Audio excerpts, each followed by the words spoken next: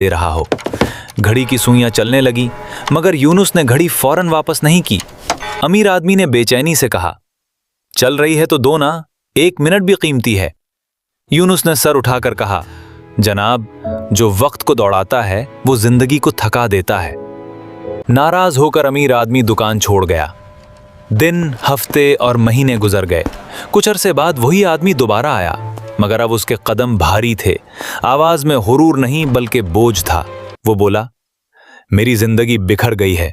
मैं हर चीज के पीछे भागा मगर कुछ ना पा सका। यूनुस ने खामोशी से घड़ी उसे थमाते हुए कहा, जब आपने वक्त को कीमती ना समझा, वक्त ने भी आपको इम्तिहान में डाल दिया। ये वक्त का कर्ज था। अमीर आदमी की आंखें झुक गईं।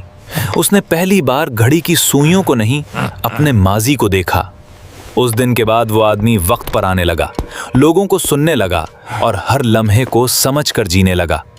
जिंदगी आहिस्ता आहिस्ता दुरुस्त होने लगी, जैसे बिखरी हुई घड़ी दोबारा चल पड़ी हो। सबक, वक्त किसी का मोहताज नहीं, मगर जो उसकी कदर करे, वक्त उसे जिंदगी का सही रास्ता दिखा देता है।